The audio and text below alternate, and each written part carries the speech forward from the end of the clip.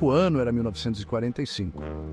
O mundo assistia ao desmoronar do regime nazista. O suicídio de Hitler marcou o fim de um reinado de terror. Mas o que aconteceu com os incontáveis indivíduos que perpetraram seus horríveis crimes? Esta é a história do que aconteceu com os nazistas após a Segunda Guerra Mundial. Eles se espalharam como baratas quando a luz acendeu. Desapareceram nas sombras. Para onde foram? Como escaparam da justiça? As respostas são complexas e perturbadoras. O fim da guerra foi apenas o começo de outro capítulo. Um capítulo cheio de intrigas, fugas e a longa busca por justiça. Os nazistas, antes orgulhosos e poderosos, agora eram caçados. Estavam desesperados para evitar as consequências de seus atos.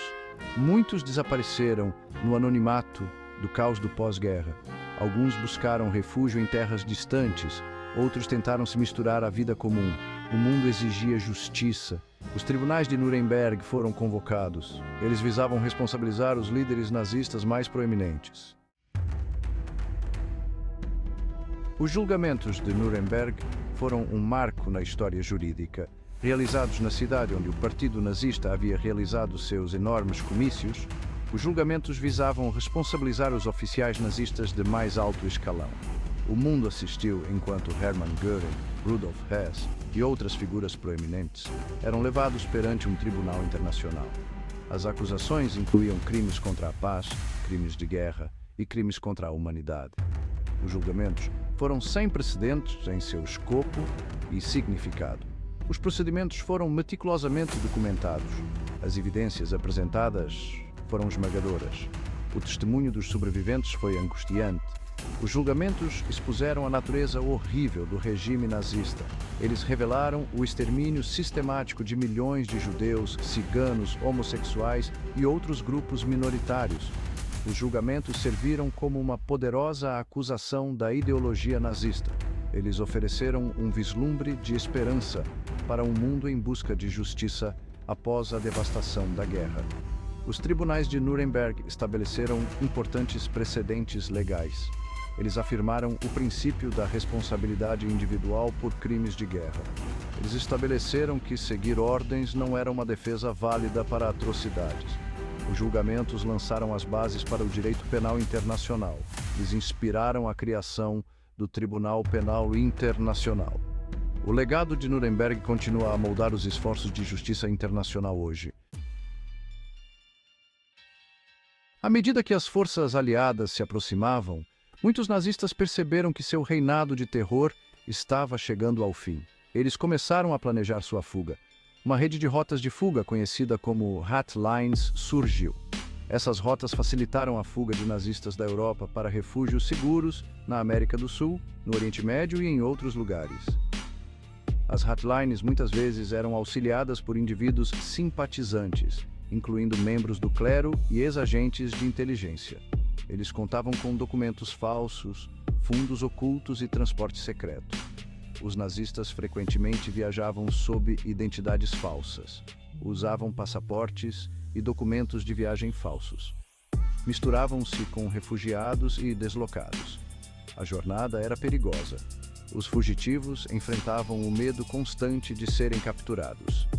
Muitos escaparam com sucesso da justiça, desaparecendo em novas vidas longe das cenas de seus crimes. Um dos fugitivos mais notórios foi Josef Mengele, o anjo da morte de Auschwitz.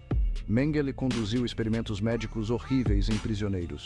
Ele foi responsável por inúmeras mortes. Mengele conseguiu escapar para a América do Sul.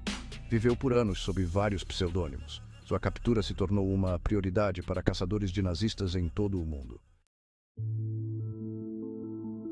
Seção 4. Operação Paperclip. Um pacto com o diabo. Com o surgimento da Guerra Fria, os Estados Unidos e a União Soviética se envolveram em uma competição acirrada pela supremacia tecnológica e científica. Em uma ação controversa, o governo do Zelensky iniciou a Operação Paperclip. Este programa recrutou cientistas, engenheiros e técnicos alemães, muitos dos quais haviam estado envolvidos com o regime nazista. O objetivo era aproveitar sua experiência em benefício dos programas militares e espaciais americanos. A Operação Paperclip levantou questões éticas. Os críticos argumentaram que priorizava a vantagem estratégica sobre os princípios morais. Muitos dos cientistas recrutados desempenharam papéis significativos na máquina de guerra nazista.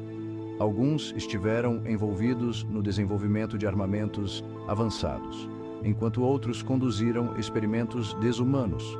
O governo dos Schwadeshura justificou o programa, argumentando que o conhecimento dos cientistas era essencial para combater a ameaça soviética. Wernher von Braun, uma figura proeminente no programa de foguetes alemão, tornou-se uma figura-chave na Operação Paperclip. Sob a Operação Paperclip, von Braun se tornou uma figura importante no programa espacial americano. Seção 5. O caçador de nazistas. A busca implacável de Simon Wiesenthal. Simon Wiesenthal, um sobrevivente do Holocausto, dedicou sua vida a caçar criminosos de guerra nazistas. Wiesenthal, um arquiteto judeu austríaco, vivenciou os horrores dos campos de concentração em primeira mão. Após a guerra, ele jurou levar os perpetradores à justiça. Ele estabeleceu o Centro de Documentação Histórica Judaica em Linz, Áustria. Incansavelmente coletou evidências e rastreou fugitivos nazistas ao redor do mundo. Wiesenthal ficou conhecido como o caçador de nazistas. Ele desempenhou um papel crucial em levar inúmeros criminosos de guerra à justiça. Ele rastreou Adolf Eichmann, um dos arquitetos do Holocausto. Eichmann havia escapado para a Argentina após a guerra. Wiesenthal forneceu informações que levaram à captura de Eichmann por agentes israelenses. Eichmann foi levado para Israel, julgado e executado por seus crimes. A dedicação implacável de Wiesenthal inspirou inúmeros outros.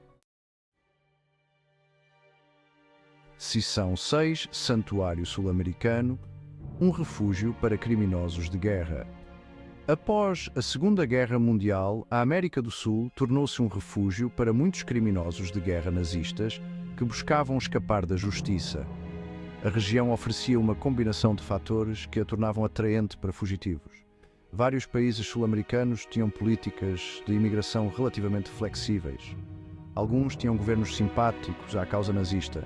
A vastidão do continente e a presença de comunidades remotas forneciam amplas oportunidades de ocultação. A Argentina, em particular, tornou-se um destino popular para fugitivos nazistas. O regime de Perón ofereceu um ambiente acolhedor. Recrutou ativamente cientistas e técnicos alemães e fechou os olhos para a presença de criminosos de guerra entre eles.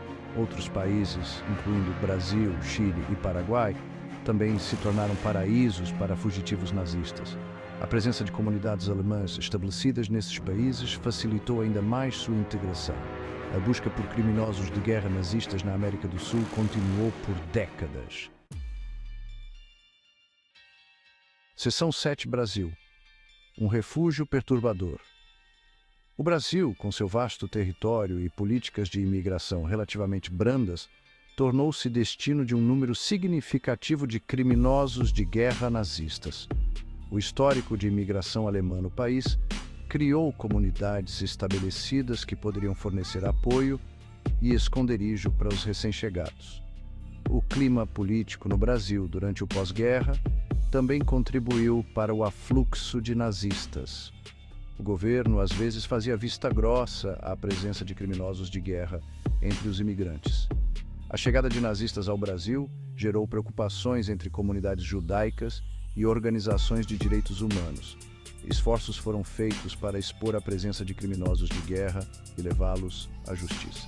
No entanto, esses esforços muitas vezes enfrentaram resistência dentro do governo brasileiro e dentro das comunidades alemãs que haviam fornecido refúgio aos fugitivos. A busca por justiça era frequentemente dificultada por obstáculos burocráticos e falta de vontade política. O caso de Gustav Franz Wagner, conhecido como a Besta de Sobibor, exemplifica os desafios em levar criminosos de guerra nazistas à justiça no Brasil. Apesar dos esforços para extraditá-lo, Wagner permaneceu no Brasil até sua morte em 1980, evitando ser responsabilizado por seus crimes. A presença de nazistas no Brasil representa um capítulo sombrio na história do país.